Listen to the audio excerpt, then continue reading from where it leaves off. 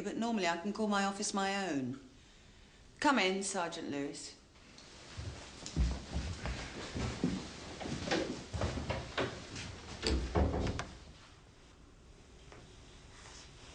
It was found by Brian Thornton beside Lawrence Cryer's body. Just this? So far, I've ordered a search of Thornton's cell. Room. I trust you have no objection.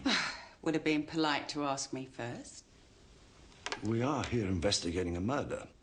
A murder which now seems to have a drug connection. You had a drug problem here when you arrived. We did, yes. Not now. You are sure of that? Absolutely. Enjoy your dinner, Mrs. Stevens.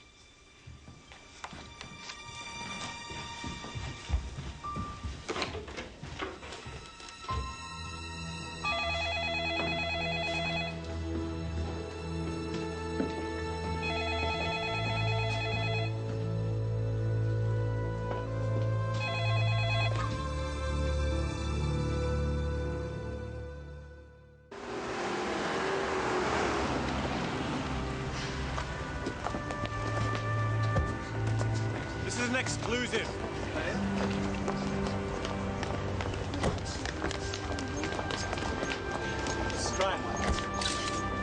Mrs. Cryer. Photo opportunity. I don't think she married Cryer for his looks. I don't think she's dressing herself out of a widow's pension. There's money floating about here, sir. Real money.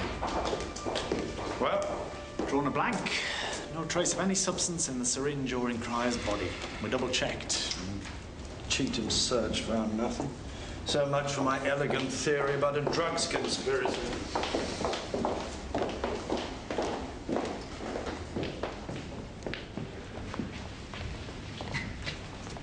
Please stand in court. Thank you. Please be seated. This hearing concerns the inquest on the death of Lawrence Alfred Cryer of Her Majesty's Prison, Farnley. Don't know. Journalist? Peter Thornton, son of Brian. Saw his photo in the cuttings. Interesting. I understand there's been an application Well done, from the Cheatham. police for an adjournment. If it please, sir, we'd like to hold the body of the deceased until we complete the necessary inquiries. Granted. This inquest is adjourned to a date to be fixed. Please stand in court.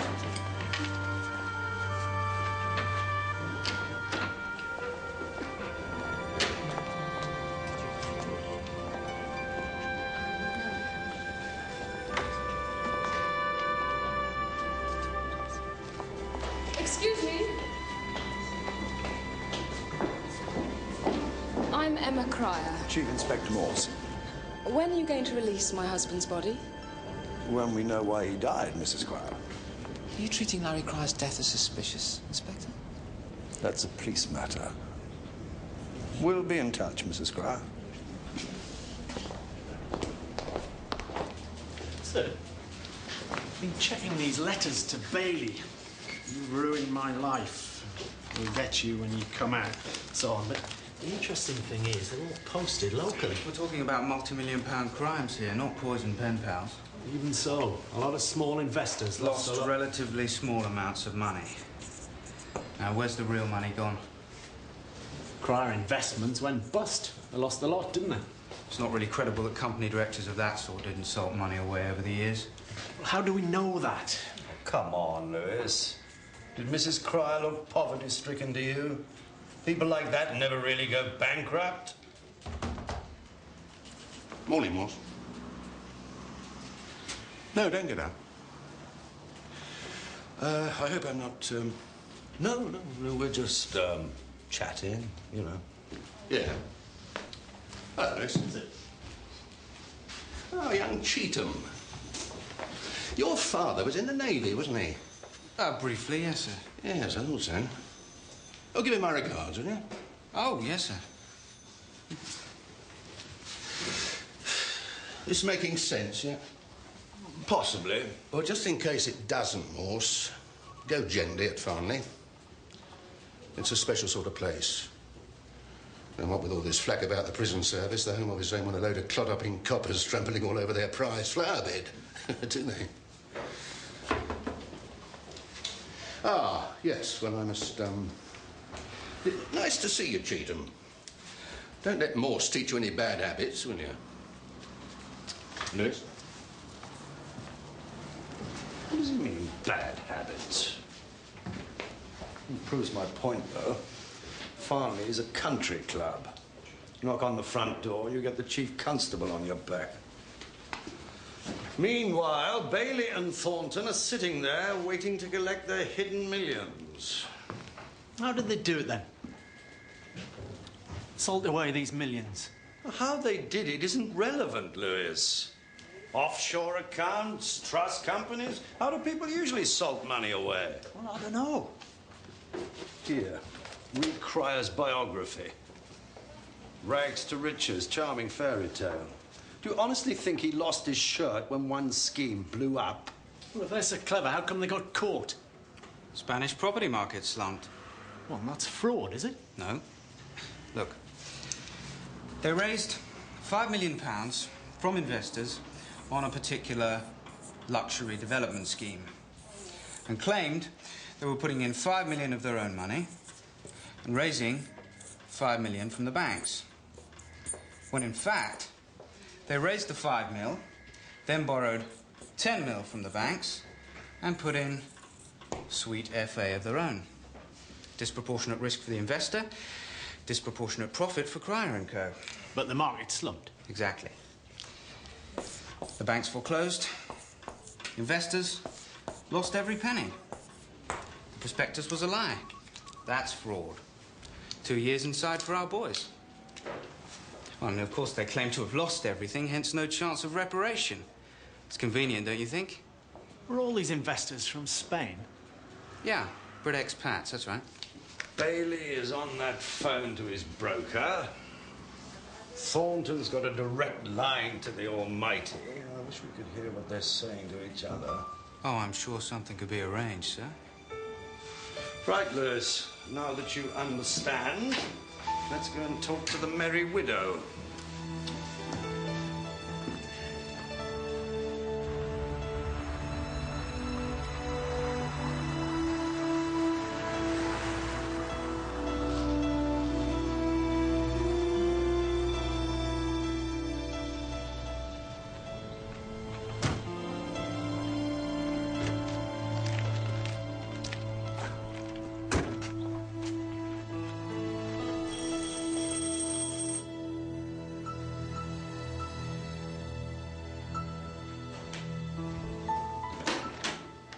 Hello, hello. Be my guests.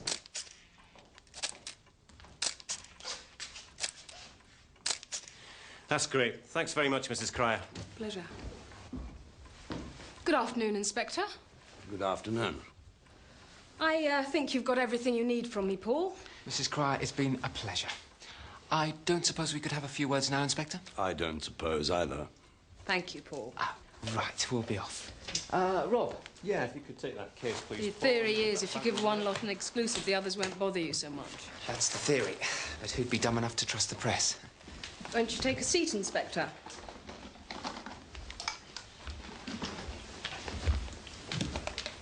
Thanks a lot, Mrs. Cryer. I'll telephone you later. Apparently the public like their widows in black.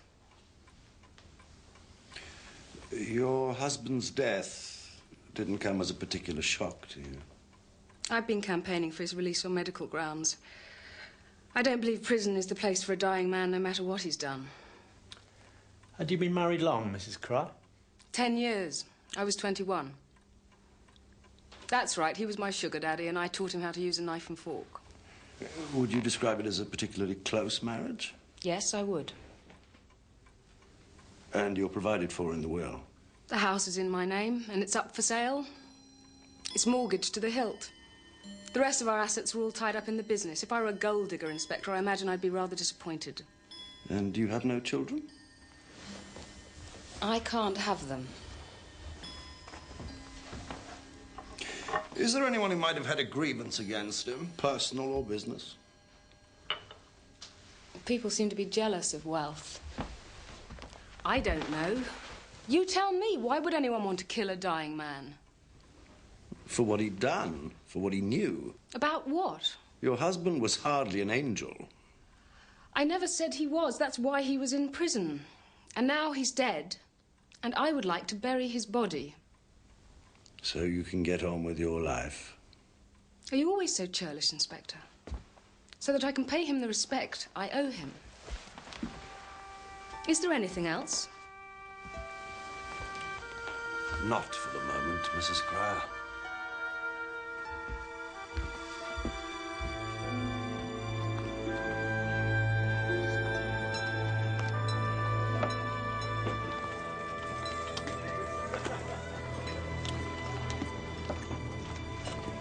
Do you envy the rich, Lewis? I could always do with a bit more cash. Nah, I don't think about it much. She must have known what Cryer was up to all along. Now she's playing for compassion. Seemed genuinely to have something going between them. From the photos, you know. Photos. I wonder how much she's getting for her exclusive. Get back onto the prison. I must have dug up the visitors list by now. Find out who was visiting whom and when. Right. What are you gonna do? Me? I have some serious thinking to do, Lewis.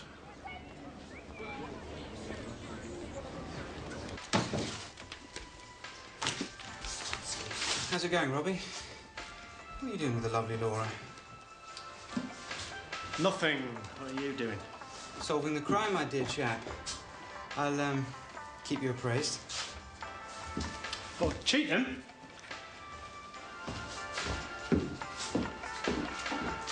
Those investors in Cryer's scheme.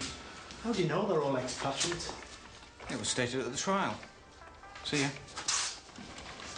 Who's that bloke? Is he in charge of you? Oh, no. He's just a cadet. I don't suppose you could do me a printout of all those names, could you? How much longer is this all going to go on for? It's not helping Mrs. Stevens, you know. It'll be over soon. Could you just, please? It is one thing to be tempted, another thing to fall. I'm not denying that the jury passing on the prisoner's life may, in the sworn 12, have a thief or two guiltier than him they try. What's open made to justice, that justice seizes. What know the laws that thieves do pass on thieves?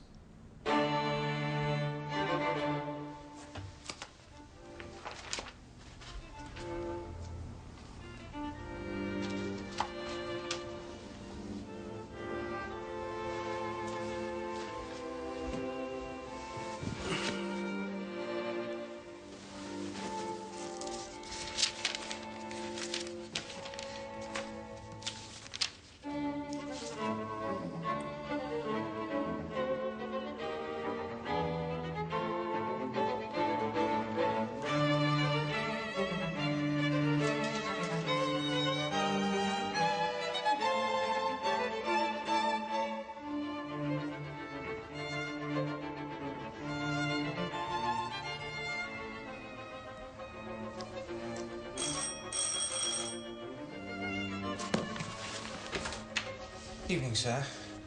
Hope I'm not disturbing you. It couldn't wait. Well, what's the problem? I've got information. It's fascinating stuff. Can I, Yeah, come in.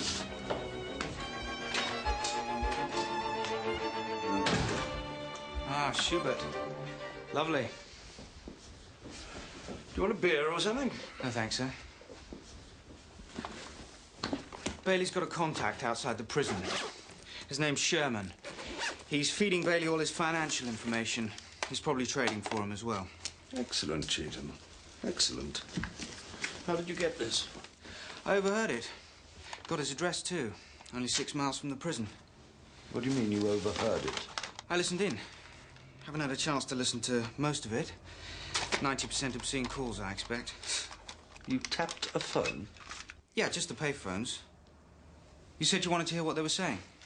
Does that amount to a warrant from the Home Secretary? Uh-huh. How did you get it? Well, there's a big drugs operation being run out of Reading. I've got a mate on it.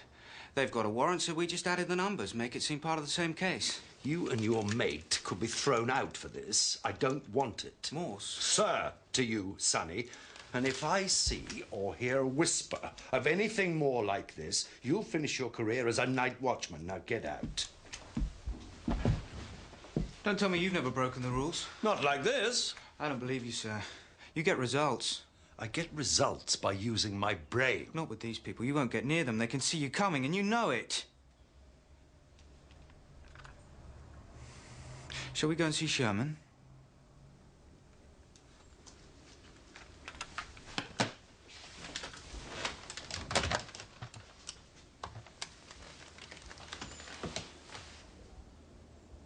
Hello, Val. It's Morse. Is Lewis there? He's still at the station. No, it doesn't matter. Good night.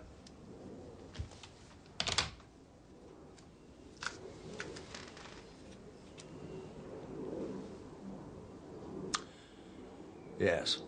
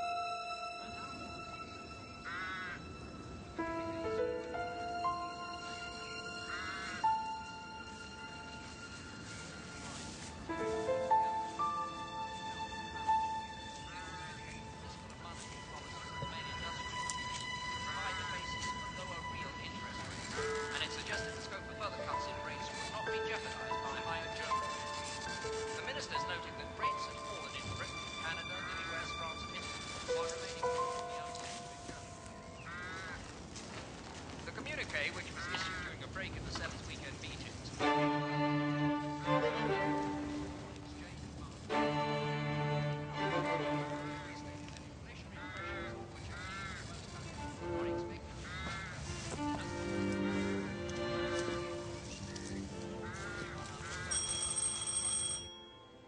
You talk to him. Redeem yourself.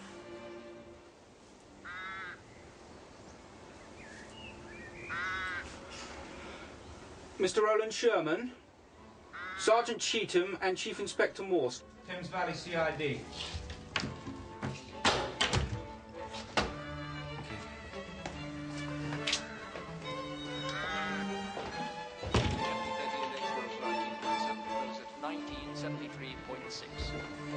FTSE shares began the new two-week account with an opening call, but the December FTSE futures contract shot up to 37.3, but the FTSE itself traded higher. What exactly is the relationship between you and Alex Bailey?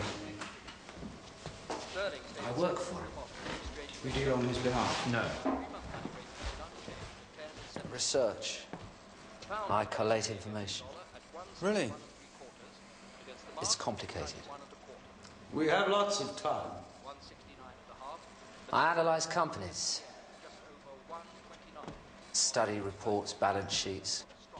Look out undervalued assets as investment possibilities.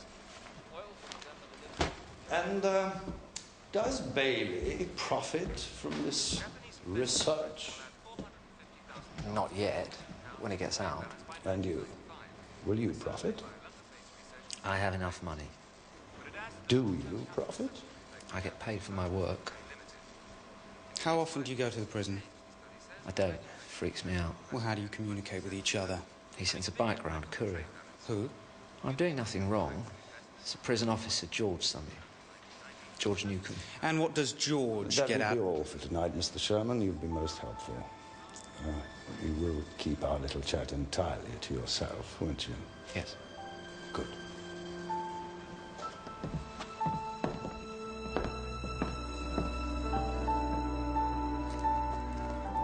Beer, Lewis. I need a beer. And I haven't got any money.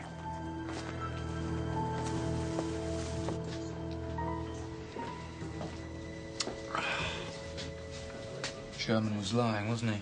No, he was telling the truth. Well, he admitted he's working for him. Surely It that's the doesn't case. follow that he knows what Bailey's up to.